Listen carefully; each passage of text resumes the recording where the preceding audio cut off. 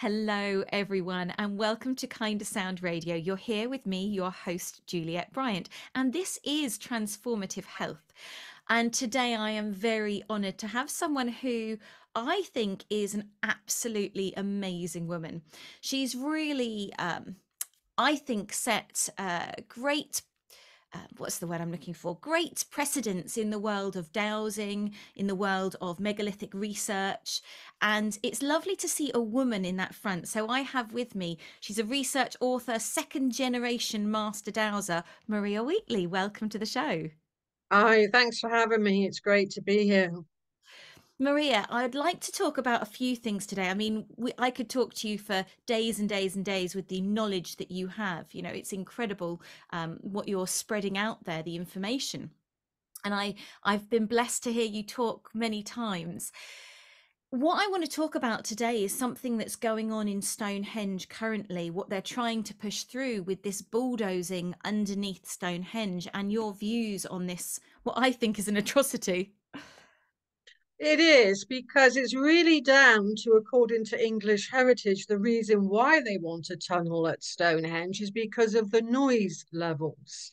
Now, when you consider Stonehenge is surrounded by 16 military bases and only 1.5 miles away is an artillery centre where they're constantly letting off, practice bombs even. You can hear gunfire 17 miles away where I live.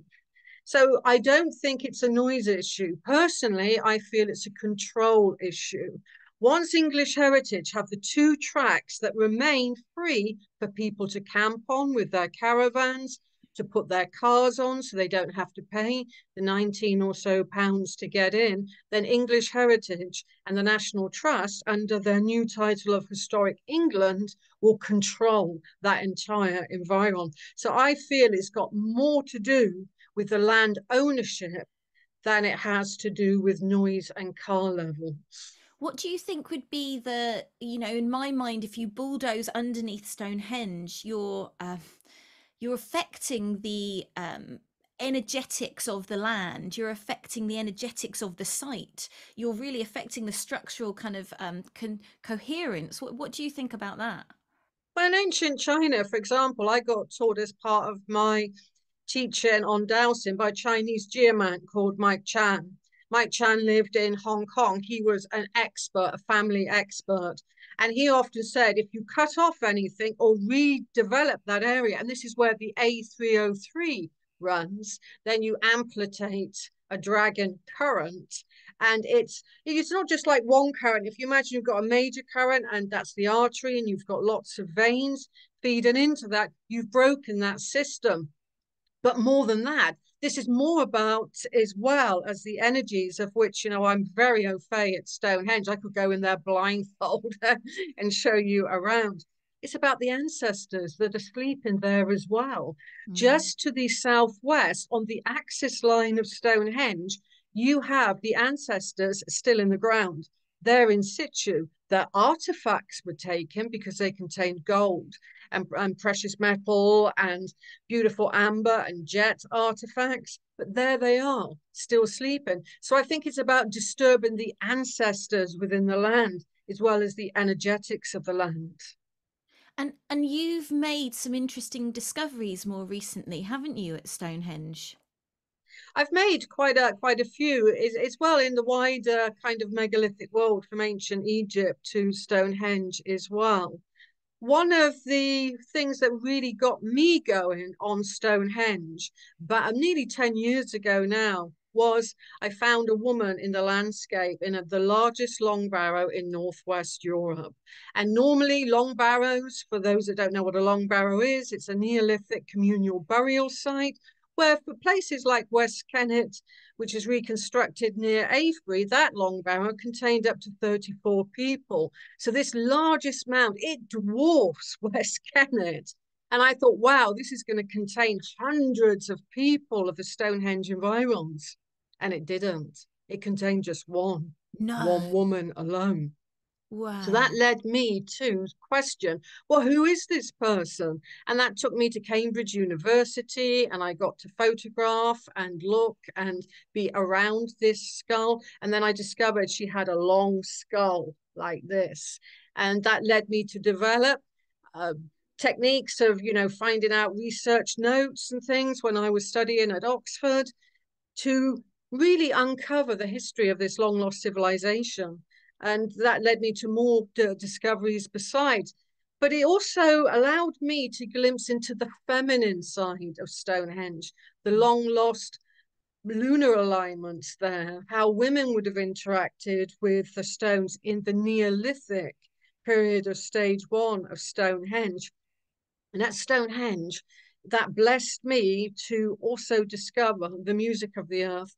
And that's earth energies that equate to musical harmonics and sound, which is kind of being issued from the ground. That people have looked at mathematical harmonics, like, sacred geometrists, such as Daniel Doherty, John Martineau, and many others. I looked at it from the earth because the earth emits circular concentric shapes, and those were harmonic.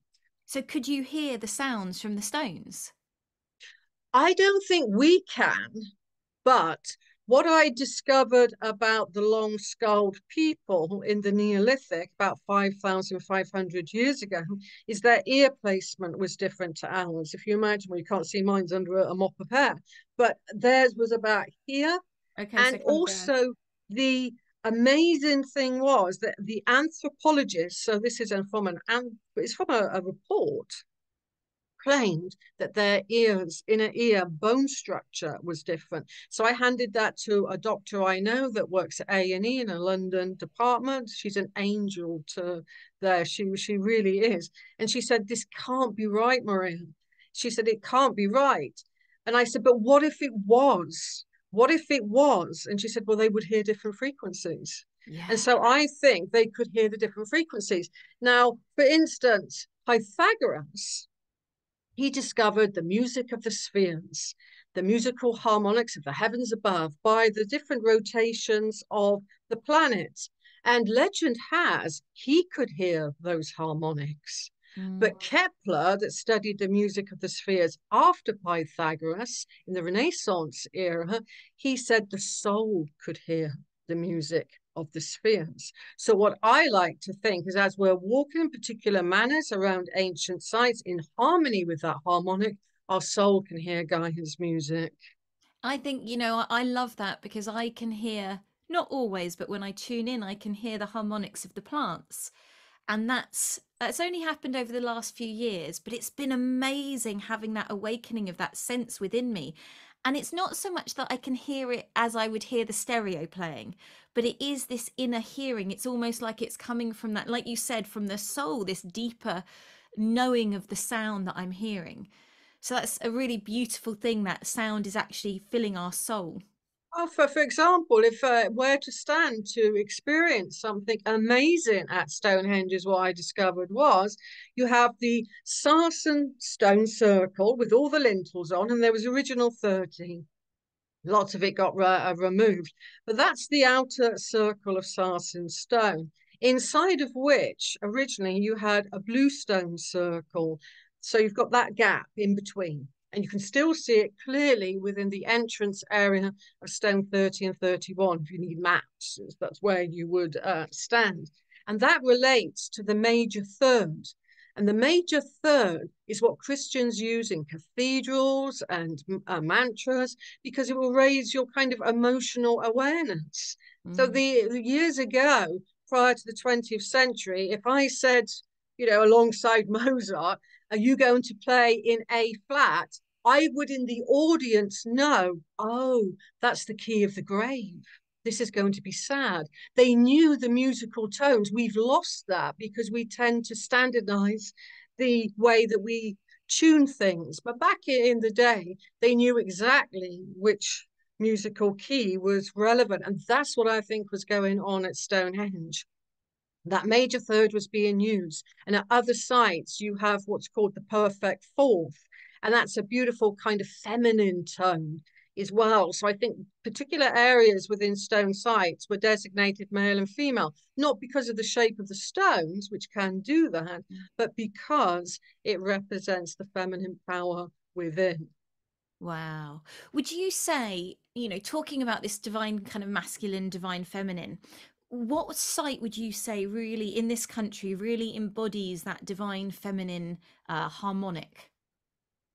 The many sites, many sites do actually. It's not just one. For example, Stanton Drew is very feminine because it relates to the Earth, Venus, and the Moon, the three feminine planets. But you have parts within other ancient sites that are that as well, especially the ones that align to the Moon. So, for example, at Stonehenge, because everybody thinks, oh, it's all about the summer solstice sunrise. It's a degree out. If you're an archaeoastronomer, it's a full degree out. What is exact about the heel stone alignment is this, and this is just one part. Every 9 years, at the mid swing point of the moon's metonic cycle, the full moon rises ablaze right above, exact to the degree above the tapering crest of the heel stone. More than that, if that moon happens to be around the winter solstice, the ancients knew that was an eclipsed moon, and there it would rise blood red above the Wow. tapering crest of the Heelstone. But the lunar alignments do not stop there.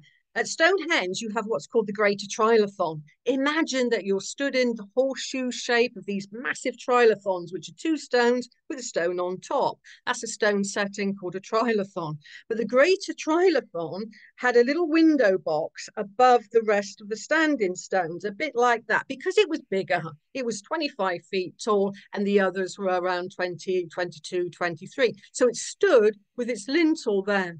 And during the moon's most southerly moon set, which happens every 18.61 years, you could see the upper limb of the moon filling that window. Wow. So it's all about the moon is far more accurate, but say something enough times and it becomes a It sticks. reality. Yeah. And when Richard Atkinson filmed that really big sunrise over the Heelstone, he was stood 6 feet away from the center. And even in his book, he says, oh, this won't happen again until 2035. So he actually wrote that, but he misled a lot of people. And yes, it does rise close to the Heelstone every summer solstice, but it's not bang on the degree. So if we wanted to see the moon filling this lintel, you said it's 18.6 something years, didn't you? Have you ever seen it? And when is the next one? You can't see that today because only one part of the Greater Trilithon still Oh, stands. okay. So the other one, so that's called Stone 56 for those that like numbers in a map. Stone 55, its partner fell and the lintel fell on top of that. But if you reconstruct it, Yeah. that's what would have been seen by the ancients. It was a vast temple. It really was. And we see it today as being very grey and weather beaten looking. But I've got a sample of sarsen here to show your viewers that Stonehenge originally had this pinky hue. You might not be able to see it in this Oh, light, yeah, I can but this see it. has It's got, right there in the middle, more the middle section. It's quite yeah, pinky, isn't it? yeah, that's because when it's been exposed, sarsen, to the weather, literally the weather, rain, etc., it goes kind of a grey colour. But what the ancients did to raise those stones at Stonehenge, they'd never seen the light of day. They were buried. They took them out of the ground, and then they have this pinkish hue. And because it doesn't have a crust on it created by weathering, it's easy to dress. Yeah. So it's quite practical that they did that. And again, the bluestones seem very grey. I mean, I've got a sample here of an unpolished bluestone. That's called spotted dolerite. There's actually 4 types of bluestone at Stonehenge, but now look when it becomes polished. Wow, that's It becomes like beautiful. it becomes like the star-spangled sky, and they were highly polished at Stonehenge. And the jewel of Albion, when it comes to stone circles, was the altar stone. I believe there was two, one stolen by royal decree. There was two altar stones, but one has survived, and that looks weathered. But it bejeweled the centre of Stonehenge. It was green sandstone, flexed with garnet and mica, highly polished. So you're moving around a colourful temple Yeah. that today we see very grey and worn, but it wasn't like that back in the day, and it was surrounded by a 6-foot chalk bank. You can see inside of Stonehenge. Today, you can see it from the A303. Yeah. Today, you just walk into it, but that wasn't what it was like originally. It was, you could just see the top of the Greater Trilithon. It was a very, very secretive That place. must have been a huge bank if you, because those Yeah, stones are high, aren't they? So yeah. that must have been a massive bank to hide it that much. Absolutely. And furthermore, what I say in my latest book is go beyond just that. There's evidence from a very similar henge monument in the south of England of the same dimensions as Stonehenge, the Henge Bank, the Mm. wall of chalk, so to speak. And what was discovered there in one excavation, it was a rescue package. It's underneath a supermarket now, but it was a rescue package. They realized the chalk bank had carvings of a chevron pattern, concentric circles, and a spiral. All of those three patterns are earth energy shapes and how it can move through ground, especially the chevron pattern. So what I go one step further and say, well, what I find always around ancient sites is ochre. And then you can powder that down to a beautiful golden color, a red color, and they could use charcoal like in Egypt for black. So what I'm saying is, I think they painted those chevron patterns with ochre, Mm. and there's evidence that they were doing that in Orkney. They found paint pots with crushed ochre in, so those were colourful buildings as well. So again, we need to kind of think, what did the ancient world actually look like? And Yeah. that's what I've tried to do, find the evidence to say this is in all probability what it looked like, and it was painted. And furthermore, in 1901, Colonel Hawley discovered a building there. You can't see it today because it was taken down in the Bronze Age, but that had a yellow plaster floor. And all of the houses at Durrington Walls that housed the people that built Stonehenge, they too had yellow plaster floors. This was a colourful world. Wow, it's not what you would picture, is it? Because you think of this kind of Neolithic time and you think of people who don't have, or a lot of people think of people who don't have advanced skills. Obviously, these sacred sites go against that in so many ways. The construction of these things, the alignments. One of the questions that I think a lot of people always wonder about is what is the reason for Stonehenge? What do you think the reason is for Stonehenge? Well, I think I've gathered a lot of evidence, and it had two main purposes in the early Bronze Age. You must remember it got tinkered with and changed around. Okay. So, what I want people to visualize now, and they're going to say, well, I haven't heard this. It's because the reports are in an archaeological bank, literally. Yeah. Now, in one archaeological report, they knew that the station stones, and for those that go, what's a station stone? It's four outliers. You've got the stone circle and you've got four stones on the outside, and they look like they're on top of a mound, two of them. They're called the station stones. But originally, they were inside of a building, a timber building. And so there was two buildings just outside of the Stonehenge circle. Why? I think if we listen to the voices of people of the past, such as Geoffrey of Monmouth, who wrote the history of the kings of Britain in the 12th century, he tells us exactly what it was used for. And he also mentions Merlin, he mentions King Arthur, King Belinus, King Brutus. It's the history of the kings of Britain. Now, he said, a time and again, no stone at Stonehenge doth not have healing power. It was a healing temple, and those two timber rooms, which I've reconstructed to the dimensions of those mounds, they were very healing. Beneath those, you have like a triple spiral earth energy pattern that looks very similar to Newgrange triple spiral that adorns some megalithic artwork outside. If we imagine that is really, really healing earth energy, and any stone placed above it kind of resonates to those energetic Mm. qualities. And so I think, yes, people were going there. And more than that, even by 1666, John Aubrey was saying that it was a healing temple. And two contemporaries today, Professor Tim Derville and the late Geoffrey Wainwright of Southampton University, they think it is definitely a healing temple because people were coming with ailments to that site. So that's its one part. And you've got to remember that when the Bronze Age arrived, so Stonehenge is pristine, there's long-skulled people there.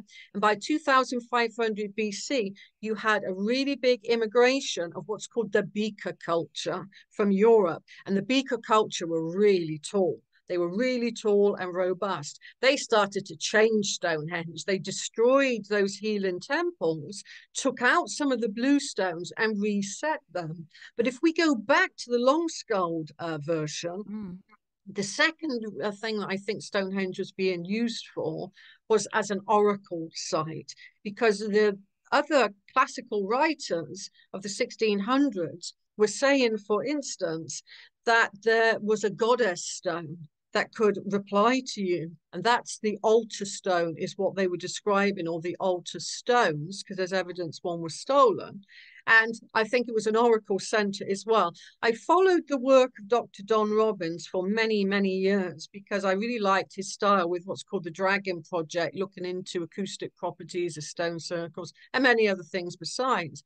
Well, he claimed that if you kind of program stone in a particular manner and you put a lot of energy into that, you could have faint hearing literally coming from the stone. And it could even give a corner of the eye glimpse of a being. And because all of the ancient almanacs in England say one thing, at the winter solstice and the spring equinox, the god Apollo, which is the healing god of the sun to the ancient Greeks, arrived and occupied Stonehenge. So they're saying this godlike figure arrived and occupied Stonehenge. And there's a massive link between the Temple of Delphi and the Temple of Stonehenge, because Apollo in the Greek accounts left Delphi to go to Stonehenge every winter solstice. It's in their writings. So there's a Wow. really big link between the two diverse cultures there. So I think it was being used as an oracle center. And also by the time of the Bronze Age, the priestesshood, if you imagine that they had one, it's called an incense holder, and they've analysed it. They're beautiful. They're pots about this big, very Mm. ornate, and a bit like how Catholics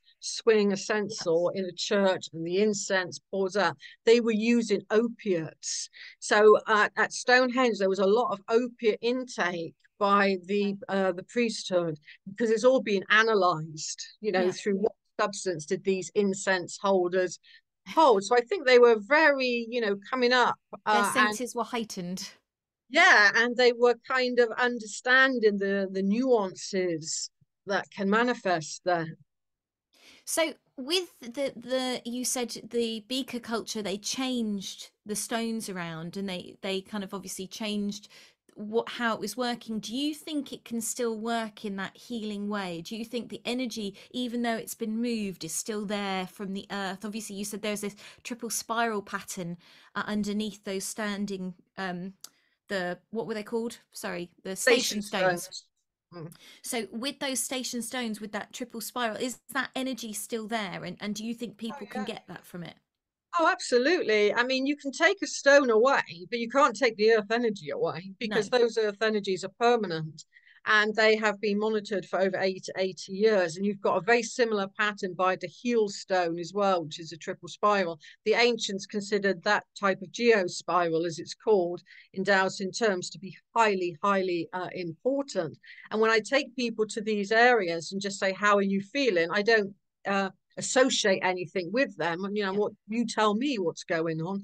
And a lot of people have had healing experiences there as well, especially if you just know where the energy comes out of the stone. If you imagine you've got a standing stone Yeah. there and it's on triple spiral, and then it will kind of spiral out of the stone is as well. And you just have to kind of stand in close to that, and you'll feel it very, very strongly. Stonehenge has the most highly polished and worked stones in the British Isles. There's no other monument like Stonehenge. There's 1,000 stone circles.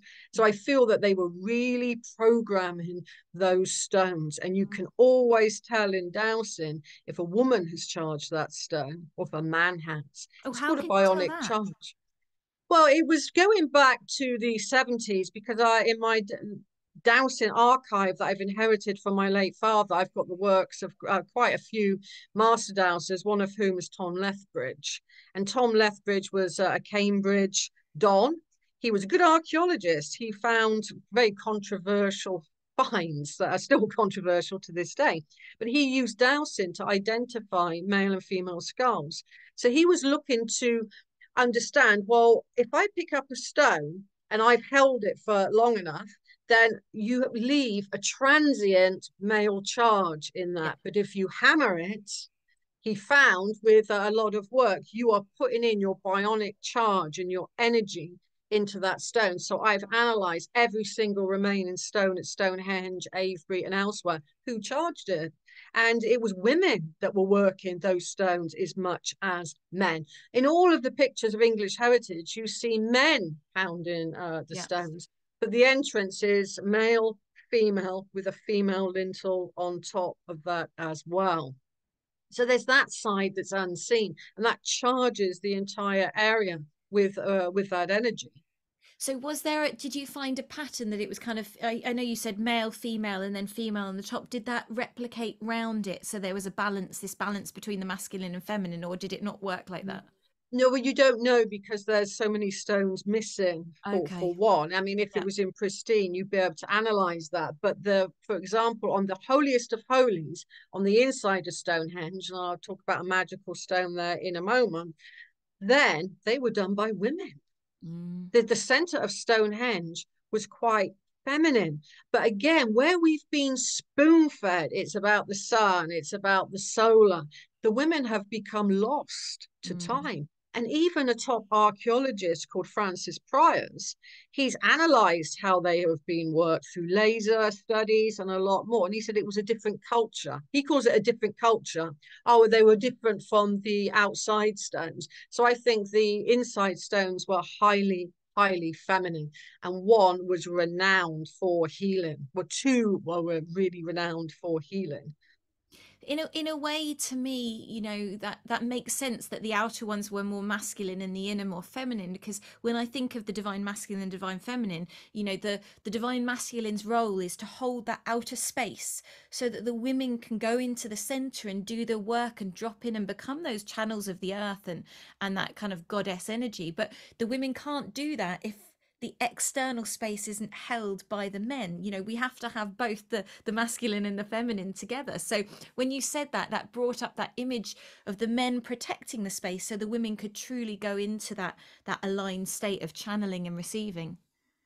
Yeah, I mean the great thing is about the inside of Stonehenge. Basically, they were so large, the trilithons. You couldn't knock them down. You couldn't do anything. The wind blew down one of the trilithons, and that's been put back up in the 1960s.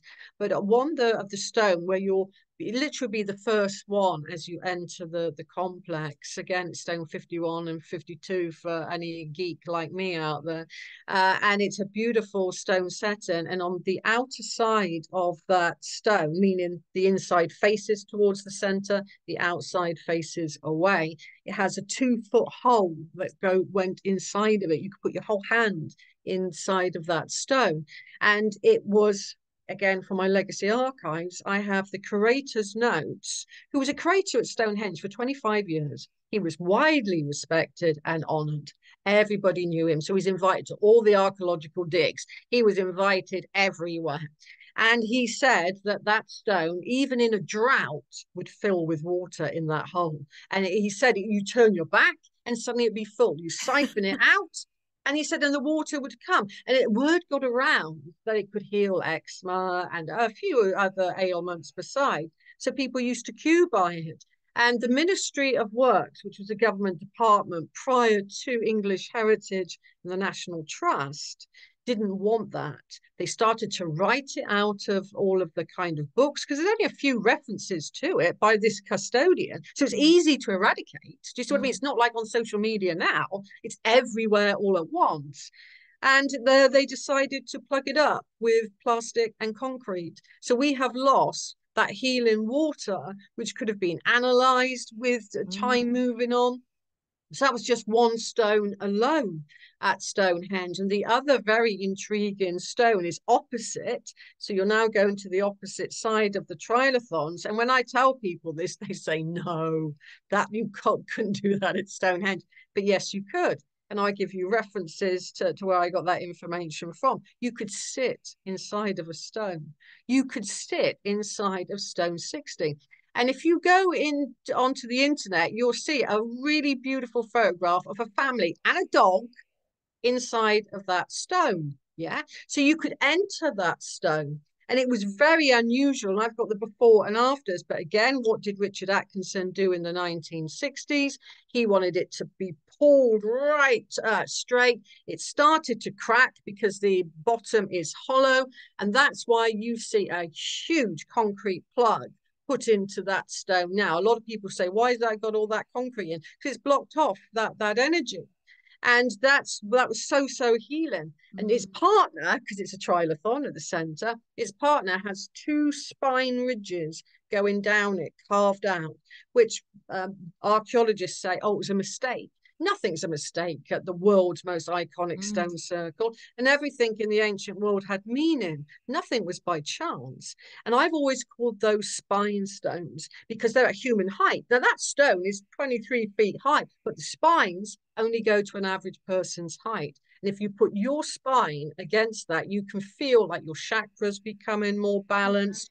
You can feel, and I've discovered them at Avebury. There's a beautiful spine stone at Beltony Top Stone Circle in Ireland and many other places before. So they're made into a ridge like that. And there's always a hollow next door to it. So you can charge your back or balance your chakra system, Mm. and then you can relax in the hollow by it afterwards as well. It's a wonderful experience. Do you think because they plugged it up that that stopped the energy, or do you think you can still feel it? Do you think it's still able to, people are still able to access it? Obviously not in the same way, but do you think people can still tune into it?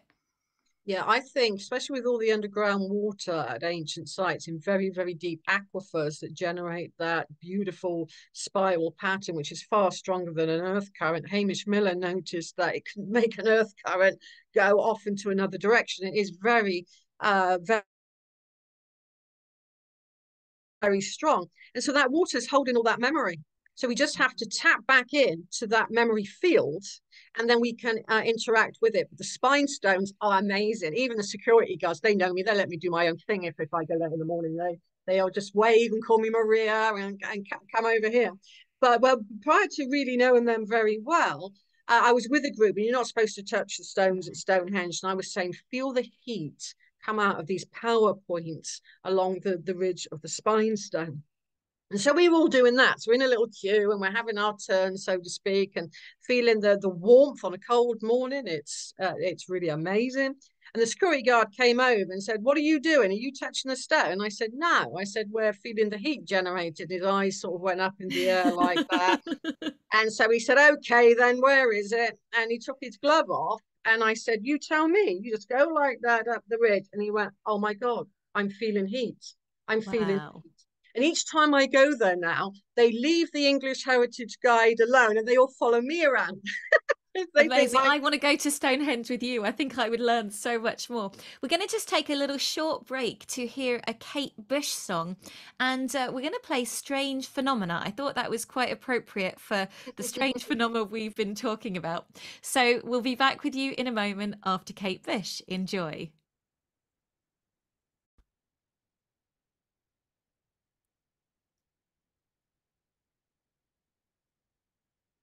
And that was Kate Bush, Strange Phenomena. You're back with me, your host, Juliette Bryant, and my special guest today, Maria Wheatley. We've been talking about incredible stuff. The long skull female discovered in Long Barrow by Stonehenge, talking about the bulldozing that they're wanting to do of Stonehenge, talking about the healing properties. I've learnt so much, Maria, from what you've been talking about so far. Absolutely incredible. And I really want to come to Stonehenge with you and experience it through your eyes, because your research is amazing what you've uncovered, and the fact that you've uncovered that they made this harmonic sound is so exciting to me.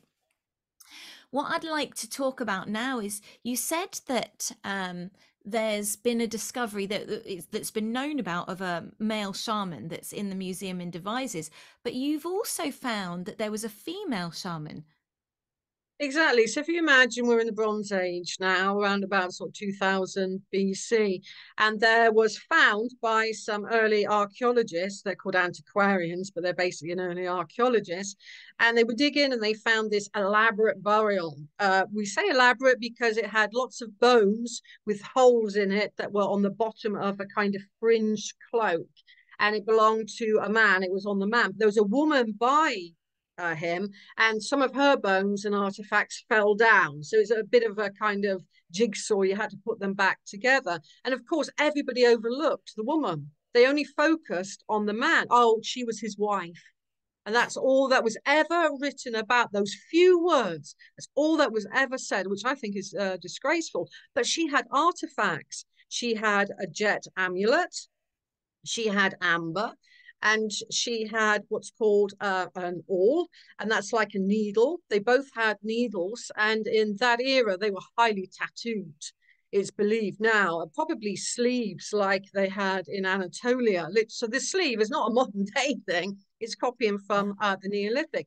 And she was found also with eagle stones. And an eagle stone is like a genode, and I've got one here.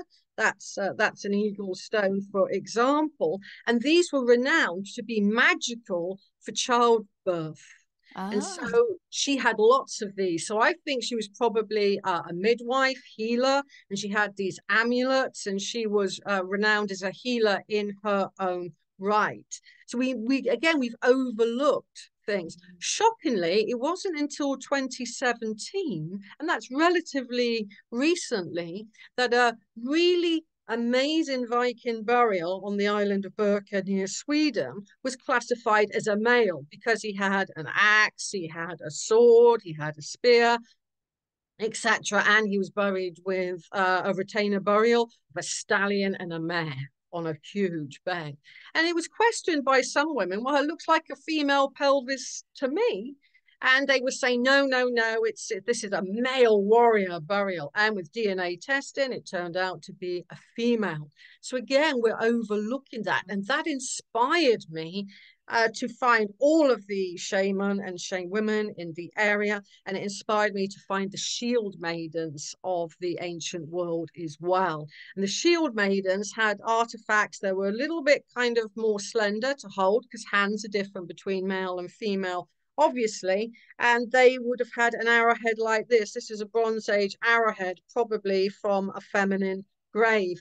And the healers there were quite incredible as well. Because when I started uncovering, it's getting sunny now, it's raining and sunny, so I look like I'm some kind of light being I know you're starting to coming. glow as you're talking about the female shamans. Their Yeah, presence is radiating through you. there we go. And yes, so it's really amazing that they carried around with them all female burials had a certain kit that I noticed. But when I contacted some colleagues from Wessex Archaeology, Oxford Uni that I know, and I said, "Does anyone analyse where people are buried around Stonehenge?" Oh, we know the artifacts. I don't know. Have you analysed like where the rich were, where the high priest? Oh, no one's done that. So I thought, well, I'll do it. So I Yeah. got a huge map, and I did over 600 barrow placements to find out who went there and what was going in with them. And it transpired that, for instance, certain burials had the incense pot I mentioned that Yep. held the opiates. They also had a very fine chopping knife that's believed to be chopping of herbs on a wooden board. And then they always carried around with them two crystals that are renowned for electrical properties, one of which was amber. Okay, now amber is its Greek name is Electra, and that's where we get the word electricity from amber. Okay, because if I was wearing an amber plate, and you should see what the women were wearing at Stonehenge, massive amber plates like this coming down. They are so beautiful and divine. Let me see if I can shade that off a little bit. They were so beautiful and divine. But if I rubbed it, a bit like when some people comb their hair and their hair becomes static, Yeah. that's what amber can do. It can attract wool to me and it can bring things towards me. So I think the high priestesses, they're different from the shaman. These are the high priestesses at Stonehenge. And I'm wearing a replica of what one of the priestesses actually wore at Stonehenge. And she was buried with this. So It's it's kind done of in, like a moon, but yeah, with just a little bit out of it. It's like the new moon crescent, isn't it? Type thing. yeah, going down. The horns are going down as well, rather than to one side. But that's what she was found with, for example. And they all had the high priestesses and the high priests this particular medical kit. So they were using jet a lot. They loved black. Mm. They had as well, I'm into reincarnation and I worked with Dolores Cannon and I've been doing past life regression since 1996. So I look for collective kind of group souls. Yeah. Yeah. And what I noticed when I was reading some of the new finds in an article about the ancient priestesshood, I thought, well, that sounds like a modern Gen Z generation because A, they like tattoos. Mm. Okay. And they wore stretchers in their ears, Yeah. the ancient people, and they were having their lips pierced as well, because you can analyze soft tissue on an artifact. Okay. Mm. And so they realized, and I thought, well, that sounds very much like my daughter, you know, stretchers and tattoos. And the fabrics they wore were exquisite. And if today we could go back to how they were using certain plants like nettle, it Mm. can give a really silky feel. And they were using that en masse. They were producing these fabrics en masse. And when they were analyzed, they had more stitches per centimeter than modern day silk. Okay. That's incredible, isn't it? This technology that they had so long ago that we have lost. So they were finely dressed, and it annoys me when I take people around the ancient sites on my workshops and etc. That they're always portrayed with straggly hair in fur kind of skins. They're not even coats, and Yeah. they had fine leather, and their buttons were gold. They had gold buttons and Wow. they had jet buttons. That's the priesthood. And the shamans had Yeah. wolf teeth. If you imagine a banana, they were using the wolf teeth like that, like a banana. They put two holes in it, and that was their toggles. So Yeah. they had wolf teeth going down like this. So they were a different kind of peoples. Mm. One was doing shamanic work, and the others were doing healing, high priestess duties, probably at the healing temple of Stonehenge. And yet we know that they were producing these fabrics in Peterborough at what's called Must Farm, because it's Britain's Pompeii. A bit like Pompeii was covered with volcanic Yeah. activity, their retail outlet for their fabrics was covered up with peat. So it's called Britain's Pompeii. Wow. That's absolutely incredible. Where were they getting the jet from? They were getting it from Whitby in Okay. Yorkshire because there's a really strong connection between Avebury and East Yorkshire, Riding area, to Stonehenge as well. So those two cultures were very close. In East Riding, you have the tallest monolith in the British Isles, and that's the Rudstone monolith. It's huge. It's in a churchyard today. It got Christianized, so to speak. Now, so we're around a ceremonial site in Riding. The woman that wore this, for Mm. example, and the male next to her, which is called the Bush Barrow Man, he's very famous for having all of his gold artifacts. They were buried differently to a normal Wessex burial. They were buried in the style of East Riding by facing a different direction, if you see what I mean. Mhm. And also, more than that, at Avebury, you've got a complex that you can't see today, which was called the Palisade Enclosure, which was at the end of the avenue. It was a huge kind of complex of timber buildings with the river Kennet running through it. It was a very sacred inner space. Avery was outdoors, Yeah. that was indoors. You always had that in the ancient world, indoor and outdoor. We just see the outdoor now.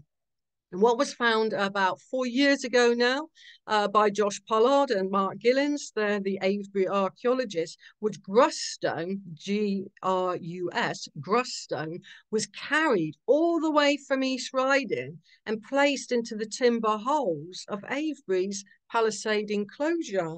So we know that there's this huge link with the ancient world between those two different cultures. So this inner temple in Avebury at the beginning of, you said the beginning of the avenue, is that right? It was halfway down the West Kennet Avenue, actually. There nothing exists of it today. One moment.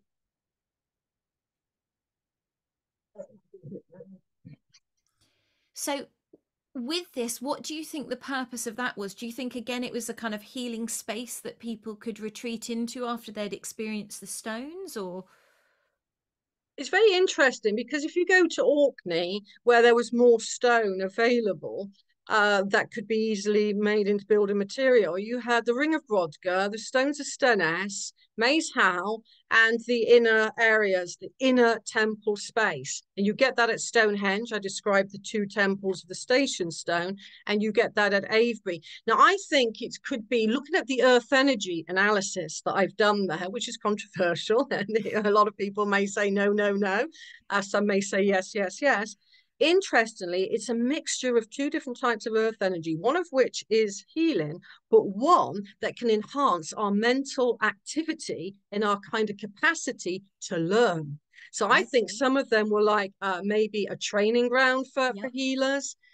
Because you get a particular grid system that was discovered in the 1980s by a physicist, not somebody in their living room just coming out with something. And then all of it was analysed in churches across medieval Europe by European master dowsers, and it was always on the pulpit. Yeah. And it was always on the lecterns of Oxford University. So we think it really enhances your brain power and your ability to speak, teach, because in the old churches you'd have a rood screen at the altar. A screen will come down. You're a commoner, you can't see the altar, far too holy for you, back of the queue. And so they had this coming down, but they were stood on the crossing point of that grid. What is that So grid? it's a mercurial grid that doesn't really have a name. Okay. Physicists wouldn't call something a mercurial grid. Do you see what I mean? They Mm, don't name them. They just say this is the angle it comes in. You know it's a particular grid line compared to a lay if you're into dowsing, is because those particular grids, and there are 7 of those grids doing mm, different things discovered by that physicist. They are coming in at a particular angle. So, for example, that grid system I'm talking about, which is very mercurial, it really is. And it was the so-called word of God. It was at the pulpit where this is always found. You go into a medieval church, the pulpit is always going to be on your left because yep. it's flowing in from the grid system that is arriving at that destination at 45 degrees east of north. So you just need a compass. And some people wrongly say, oh, it's a lay, it's this, it's that. It isn't. They come in at exact degrees. Do you see what I Yeah. mean? You can't Yeah. mistake it. And I don't have any Mercury in my chart, my astrological chart. So my late father activated my throat chakra on that particular grid system many decades ago. So I, from personal experience, know that that works. Yeah. And it can really also allow channeling to come through because it's called the so-called word of God by the Mm, Templars. mm. What kind of, talking of churches, we've only got a few more minutes, unfortunately, but talking of churches, I always find that, when you go to the altar space, there's usually that's where the vibe is. If you're looking for the vibe, what would that be? Is there some kind of pattern like this mercurial thing? Is there some kind of grid that usually happens around the altar area?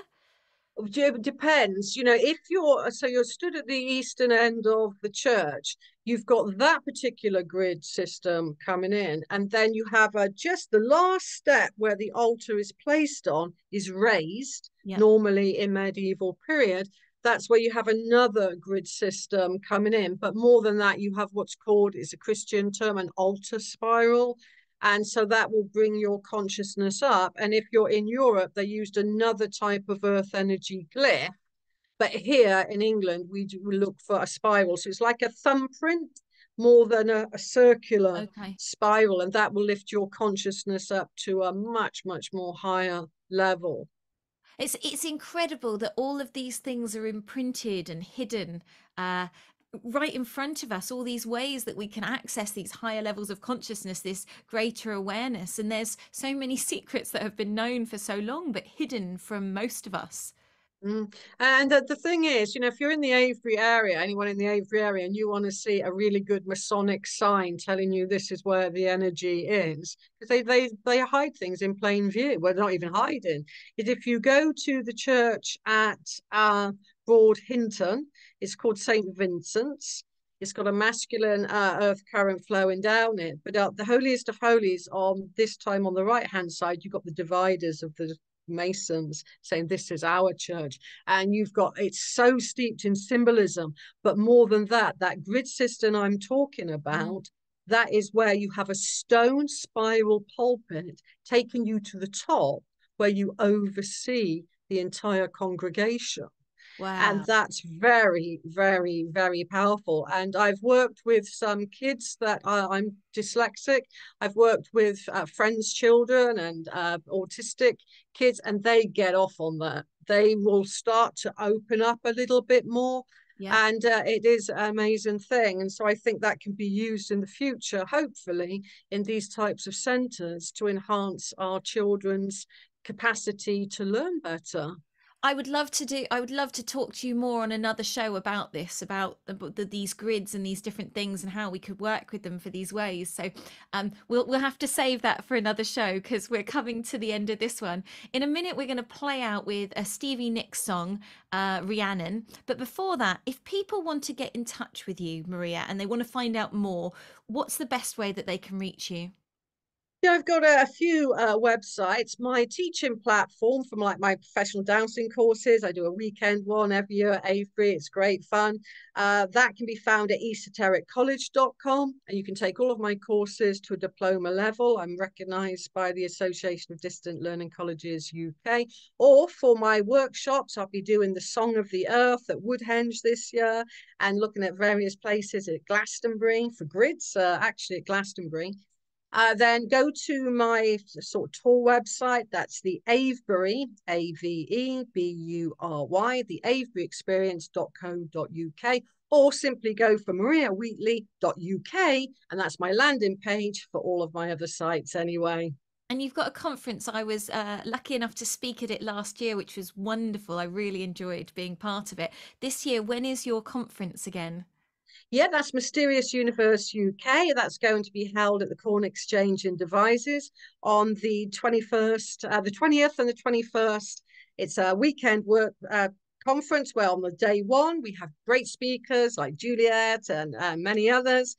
Giving us their wisdom, and their what I love is their soul wisdom comes out. That's great at this conference. And on the second day this year, we're going to go to the Roll Right Ring with an expert and myself, and we are also going to go to Ballisnap and have a look at the people of the past there. So it should be a good active day and fun. And we have put on a coach as well. So that's on the Avebury experience. Just go there and have a look and come along. Brilliant. Thank you so much, Maria, for coming on Kinder Sound Radio. Really appreciate your time. And thank you, listeners, for listening in. Please do check out kindersound.org and all the other amazing presenters and shows that are on. Some brilliant lineups going out. And if you like the content that you're hearing on Kinder Sound Radio, please do think about donating to the radio so that we can keep going. You can find the donate button on kindersound.org. Thank you for listening. Take care.